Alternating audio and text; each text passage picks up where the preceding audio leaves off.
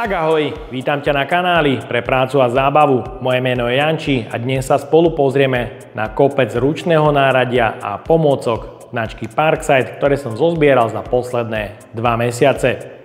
Na úvod vám ale chcem popriať úspešný štart do nového roka 2025, hlavne veľa zdravia a úspešných projektov nielen doma, ale aj v práci. Takže na stole tu toho mám naozaj veľa. Toto video bude slúžiť ako spätná väzba medzi mnou a vami, pretože aj veľa z vás má skúsenosti s rôznymi drobnosťami, pretože je to lacné náradie, kupujete to na domáce použitie a chcem, aby ste mi napísali do komentárov jednotlivé skúsenosti, či sa niečo láme, poškodzuje, alebo napríklad či je niečo mäkké, tvrdé, nevyhovujúcej kvality, napríklad nepoužiteľné, alebo naopak dobré za veľmi nízku cenu. Pretože napríklad som siahol po sade T-čkových kľúčov za 5 eur, za vyskúšanie to určite stojí. Taktiež napríklad očkovidlicová sada s račňou za 12 eur. No ťažko povedať, akej bude kvality, ale takto si môžeme medzi sebou odkomunikovať jednotlivé skúsenosti. Ja vám toto náradie všetko ukážem detailne a vy mi napíšte dole do komentáru, aby ostatní, ktorí majú záujem rozširovať svoje náradie, vedeli si dole v komentároch prečítať vaše reálne skúsenosti. Začíname.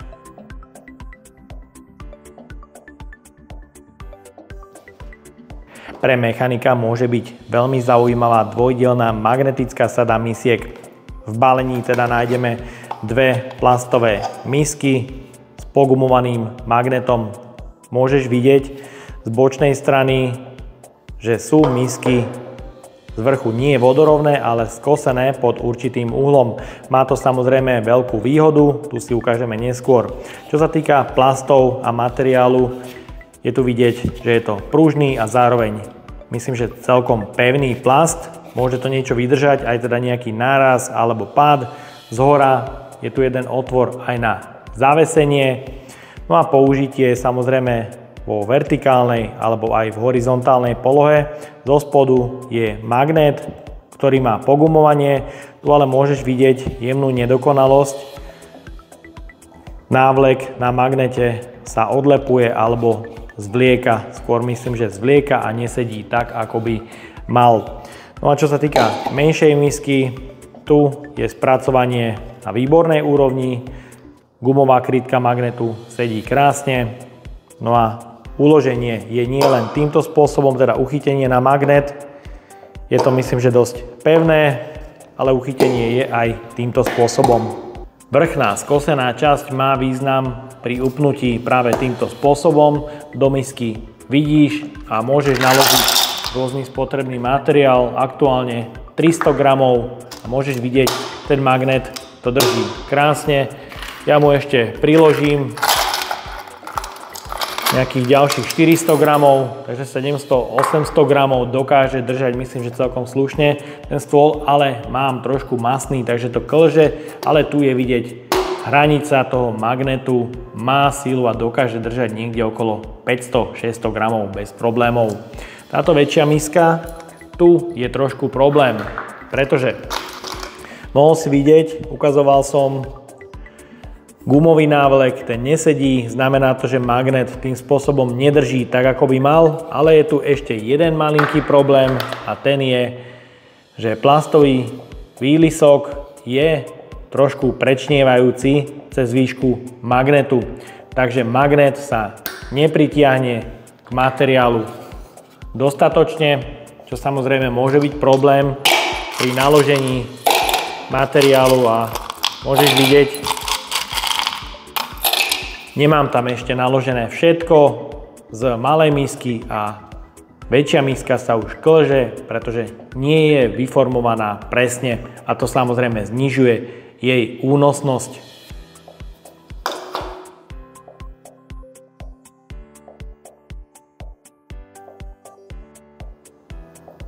Za úžasnú sumu 3 € prišla vhod v správnom čase aj táto pištoľ na vytlačanie bežnej kartuše, či už lepidla, silikónu alebo kľudne aj omietky, pretože môžeš vidieť, je tu uzavretý dizajn, telo je teda kovové, sú tu dva plastové závity a tie slúžia hlavne na použitie hrotov, ktorých sú súčasťou balenia.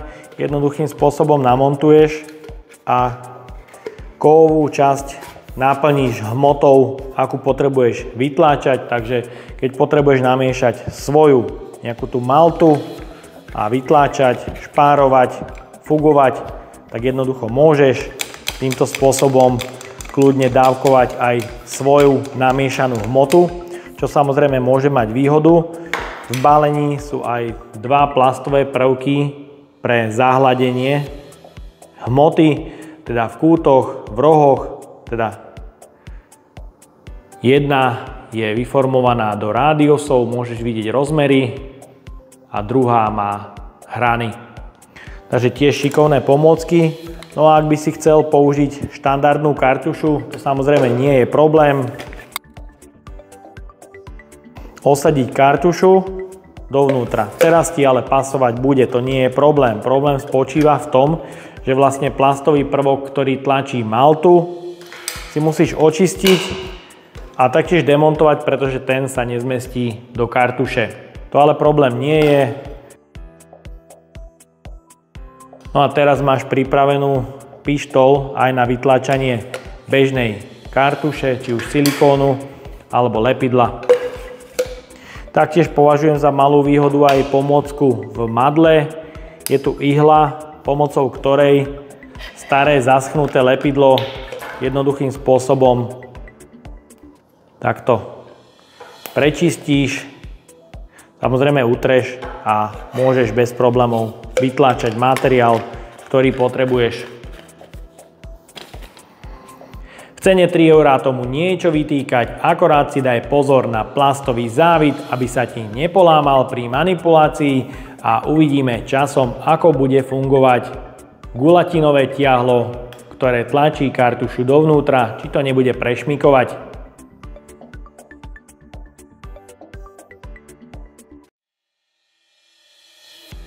Ďalej tu mám 110 dielnu sadu pre nitovanie, ktorá obsahuje samozrejme nitovacie kliešte s prípravkami, kľúč pre demontáž prípravkov 104 druhov bitov a 4 druhy vrtákov na predvrtanie otvorov. Je to v peknom púzdre. Môžeš vidieť, potrebný materiál sa na prehrkanie nepremiešal, čo je fajn. No a v balení sú samozrejme kliešte. Nitovaním sa vykonáva veľmi pevný a aj rýchly spoj dvoch materiálov. Napríklad šuflíčky na vozíkoch sú samozrejme nanitované. Používa sa hliníkový spotrebný materiál. Tu je ale potrebné dodržať zo pár drobností. Napríklad, ak si vyberieš nit, ktorý potrebuješ použiť, zmeraj si hlavičku práve v tomto mieste. Podľa toho vybereš priemer vrtáku a tým predvrtáš otvor. Následne na kliešťach je osadených niekoľko prípravkov. Môžeš vidieť rozmer 4,8, 4, 2,4 a 3,2 mm pre nity, ktoré sú súčasťou základného balenia. Takže vyvrtáš s vrtákom otvor, použiješ potrebný materiál, vymeníš si klieštinu a už len jednoduchým spôsobom utiahneš. V balení je aj kľúč pre demontáž klieštiny, teda prípravku pre použitie správneho materiálu.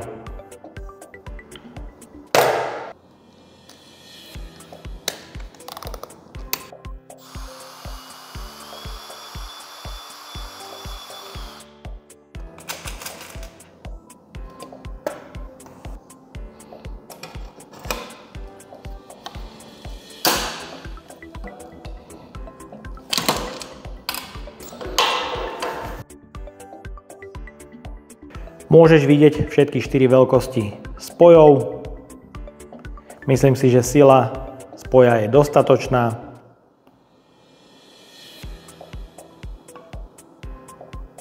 Krásna práca. Takže kliešte a spojovací materiál určite stoja za tú investíciu, akorát by som určite dokúpil ďalšie vrtáky, pretože v plechu sa môžu zlomiť.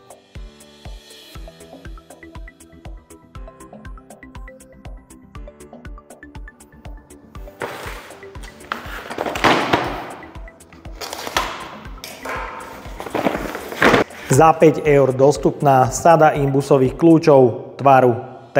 Dostupné sú veľkosti 2 mm, 2,5, 3, 4, 5, 6, 8 a 10. Sedmička a 9 tu nie je. Tieto kľúče nie sú štandardom bežného balenia. Každý imbusový kľúč tvaru T má značenie o veľkosti H6. Znamená to, že je to hexagón o veľkosti 6 mm. Pozrieme sa aj na rozmer hexu. Je vidieť, že je to relatívne presné, takže nie je tam veľká vôľa. Nájdeme tu aj pogumovanie, ktoré je celkom príjemné na dotyk, otvor pre zavesenie napríklad na pracovný stôl. Z jednej strany je hex ukončený do plocha a môžeš vidieť pomocnú časť formovanú do hexagónu, pomocou ktorej môžeš upnúť klasický vidlicový kľúč a prenos sily preniesť cez toto miesto. Je to určite fajn, pretože madlo sa ti v opačnom prípade môže zlomiť. Rovnako 6-hranná časť pre vidlicový kľúč veľkosti 17 je aj na tejto strane. No a druhá strana imbusového kľúču je formovaná jemne do rádiusu, ale nie je tu poistná guľôčka pre zaistenie. Z materiálov teda nie je známe, či sa jedná o chróm vanádium, teda nevieme, či sú odolné voči korózii a taktiež, či sú dostatočne pevné, ale samozrejme zároveň pružné, pretože ak by boli príliš tvrdé, dokázali by sa rýchlo lámať. Naopak, ak budú mäkké, budú sa ohýbať. Ťažko povedať teda, akej kvality budú tieto kľúče. Dizajnovo vyzerajú, myslím, že celkom fajn a napíš dole do komentáru tvoju skúsenosť. Jeden z nich ponorím na 24 hodín do vody. Ďalej vyskúšam uvoľniť zo pár skrutiek veľkosti 6 na pracovnom stole. Vyskúšame jednoručné uvoľnenie týmto spôsobom. No, jednou rukou to nevládzem, použijem druhú. Ty môžeš sledovať ohyb v madle, dúfam, že to vidieť. No, týmto spôsobom to nepovolím. Prehadzujem na tento spôsob uvoľnenia. No a takto mohol si vidieť aj jemný prehyb a samozrejme veľmi rýchle uvoľnenie, takže imbusový kľúč má takto cez páku o mnoho lepšiu silu. No a na tomto drobcovi si vyskúšame spraviť rez, pretože ma zaujíma, či je prepojená táto dlhšia časť s kratšou, či to vlastne ide do L-ka. Imbusový kľúč v reze môžeš vidieť dutinu v strede, čo môže oslabovať konštrukciu, taktiež je ale vidieť celkom veľkú hrúbku pogumovania. No a ja si ho teraz celý rozštíkam, rozdemontujem. No a tu je vidieť, že imbus, ktorý je zaliatý v plaste, je vlastne v celosti, čo je určite fajn a to zvyšuje pevnosť madla. To ma potešilo, že vlastne ten imbusový kľúč môže byť aj pevný.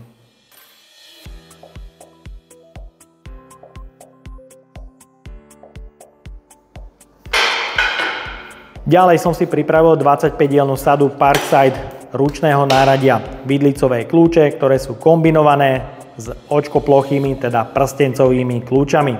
V celej sade máme plastový organizer, ktorý má samozrejme aj madlo pre jednoduchší transport. No a všetky kľúče nájdeš tu v veľkosti od 6 až po 32. V tejto sade chýba kľúč iba veľkosti 29 a 31. Čo sa týka dizajnu a spracovania, taktiež materiálu, musím povedať, podľa môjho názoru v cene 30 € na vynikajúcej úrovni.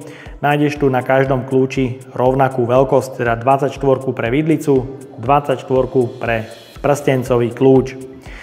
Čo je výhodou? Chróm vanádium, takže kľúč nehrdzavie a materiál je pružný, zároveň pevný. Čo sa týka nejakej vôle, na matici môžeš vidieť, vôľa tu je. Môj odhad niekde okolo 3-4 desatiny.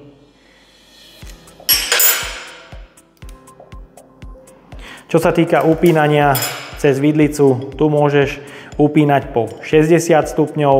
Ak použiješ očkoplochy kľúč, teda túto stranu, môžeš na maticu upínať po 30 stupňov, takže máš 12 spôsobov upnutia na maticu. Taktiež môžeš vidieť, očko je voči kľúču naklonené o 15 stupňov, čo samozrejme má výhodu, ak pracuješ pri stene alebo pri nejakej ploche, kde ti môže niečo pri uchytení zavadzať. Je to určite fajn, no a ja si myslím, že v tejto cene 30 eur za takúto sadu niečo vytýkať. No ale samozrejme mi napíš dole do komentáru tvoje skúsenosti s vidlicovými kľúčami Parkside. Čo sa týka porovnania rozmerov a presnosti, môžeš vidieť značkový kľúč veľkosti 24 a rozmer vidlice 24,23 mm, kľúč Parkside 24,23, teda absolútne identické. Hrúbka steny vidlice Parkside do 9 mm a značkový kľúč do 8 mm. Hrúbka samozrejme môže byť v niektorých prípadoch výhoda, je predpoklad, že hrubší bude pevnejší, ale užším sa dostaneš aj na zložitejšie miesta, keďže niekedy môže 1 mm naozaj rozhodovať. Rovnako jeden vidlicový kľúč na 24 hodín do vody. Takže máme tu ďalší deň a je vidieť na niektorých kľúčoch jemnú koróziu. Ak sa pozrieme aj na túto vidlicu, je tam vidieť drobnú koróziu a taktiež v miestach okolo loga je vidieť, že vlastne tá povrchová úprava je naozaj iba jemnučká a teda hrdza sa dostáva na povrch. Čo sa týka kľúča tvaru T, no tu je vidieť, ten je krásne čistý a ten ani nemal žiadny piktogram o tom, že by malo ísť o povrchovú úpravu. Naopak vidlicový kľúč, tu je uvádzané chrom vanádium a môžeš vidieť po 24 hodinách drobná korózia.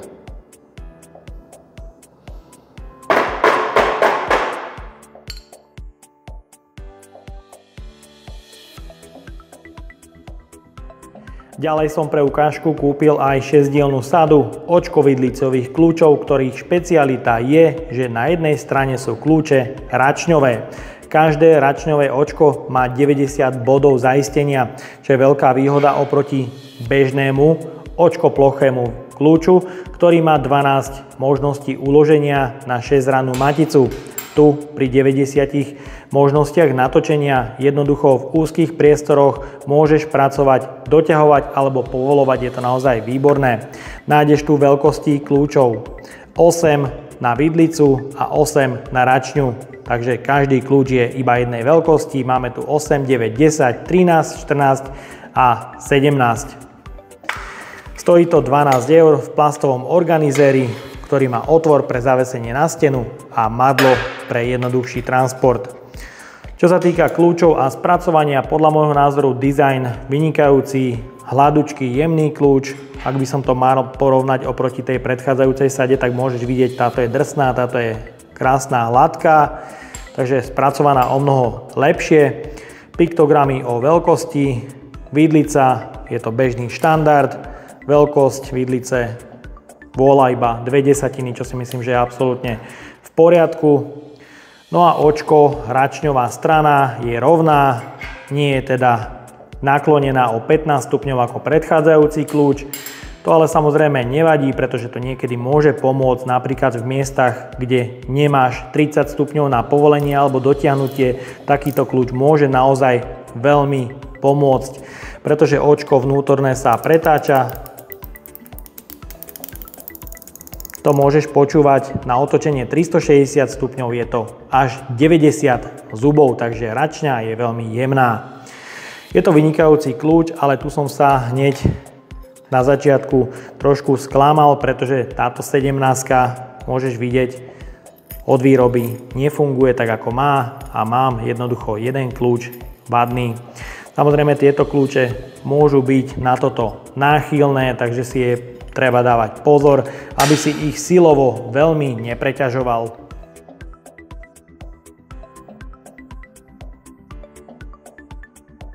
Ďalšia 8-dielna sada očkových kľúčov, ktoré sú na každej strane zahnuté. Sú tu rozmery od 6 mm až po 22 mm. 21 je vynehaná rovnako v plastovom organizéri, ktorý je možné zavesiť na stenu, alebo je tu madlo pre jednoduchší transport.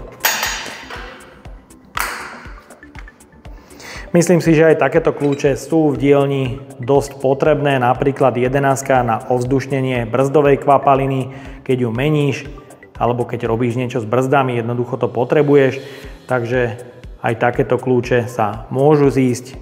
Myslím si, že tomu niečo vytknúť rovnako materiál chrom vanadium a môžeš vidieť, máme tu 16, 17, takže na každom kľúči sú vlastne dve veľkosti. No a keď som si to tak kontroloval a pozeral som si ich nejakú tú presnosť výroby, tak je tam vidieť napríklad očko pre tuším 10 je vidieť, je veľmi slabúčké, takže nie sú to až tak kvalitné a rovnomerné odliadky, takže môžu tam byť na niektorých kľúčoch samozrejme určité rozdiely a rozmery, ale myslím si, že za 10 € to stojí.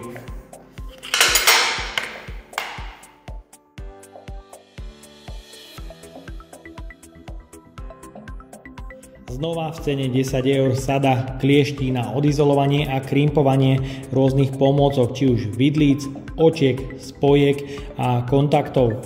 Myslím, že je to celkom zaujímavé a v mnohých prípadoch môže pomôcť. Nájdeme tu aj sadu plastových súčiastok na viazanie káblov, drobné zdrhovačky.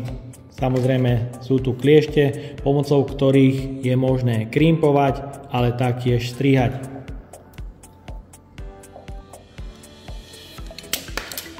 Takže môžeme si zakrátiť vodič, odizolovať.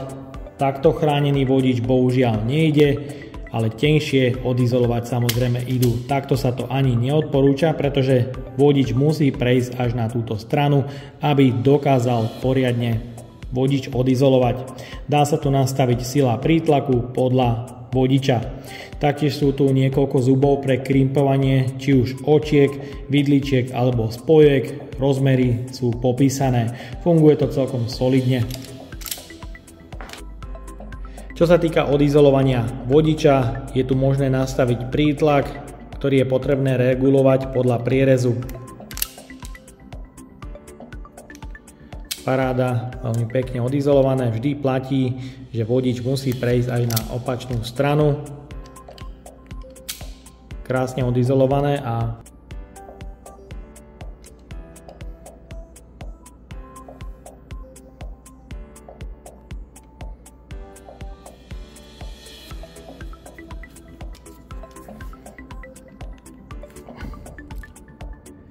takto zalisované očko drží viac ako dostatočne. Ak by si to chcel poistiť, môžeš naniesť kúsok pájky a prečnievajúce vodiče zastrihnúť.